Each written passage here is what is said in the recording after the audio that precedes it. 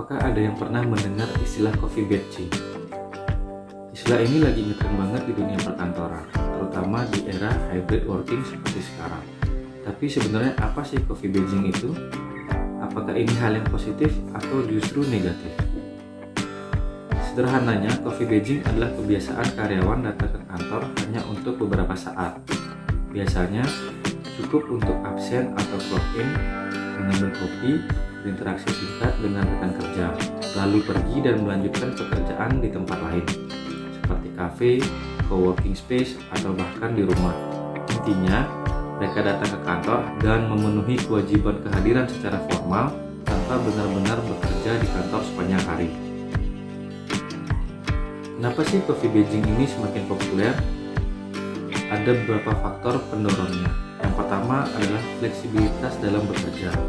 Era hybrid working memberikan fleksibilitas yang lebih besar bagi karyawan untuk mengatur waktu dan tempat kerja mereka. Coffee badging menjadi salah satu cara untuk memanfaatkan fleksibilitas ini. Kemudian, yang kedua ada mencari suasana baru. Beberapa karyawan merasa lebih produktif dan kreatif jika bekerja di luar kantor dengan suasana yang lebih santai dan berbeda. Kemudian selanjutnya, untuk menghindari distraksi kantor. Kantor terkadang bisa penuh dengan distraksi, seperti rapat yang terlalu lama, interupsi rekan kerja, atau kebisingan.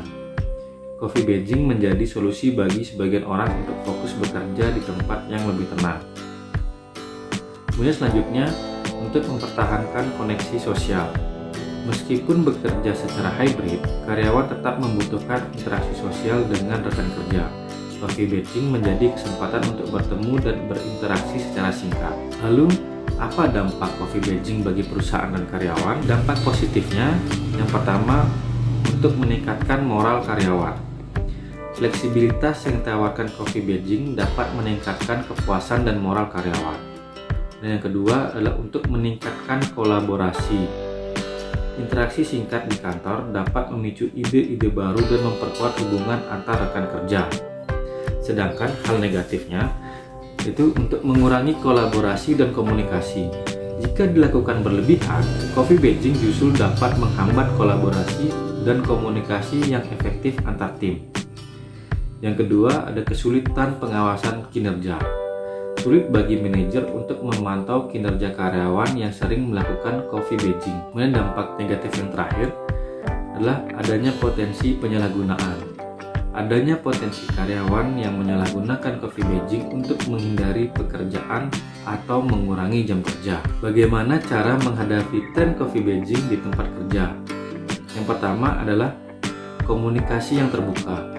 Perusahaan perlu membangun komunikasi yang terbuka dengan karyawan tentang ekspektasi terkait kehadiran dan kinerja. Kemudian selanjutnya ada pengukuran kinerja berbasis hasil. Fokus pada pengukuran kinerja berdasarkan hasil, bukan hanya jam kerja di kantor. Selanjutnya adalah untuk menciptakan ruang kerja yang menarik. Ciptakan lingkungan kantor yang nyaman dan mendukung produktivitas agar karyawan betah bekerja di kantor. Dan yang terakhir ada kebijakan yang jelas. Jadi perusahaan perlu memiliki kebijakan yang jelas tentang hybrid working atau kehadiran di kantor. Jadi kesimpulannya, coffee badging adalah fenomena yang kompleks dan memiliki dampak positif dan negatif. Kuncinya adalah keseimbangan dan komunikasi yang baik antara perusahaan dan karyawan. Nah, itulah penjelasan tentang coffee badging. Semoga informasi ini bermanfaat bagi teman-teman semua. Sampai jumpa di video selanjutnya.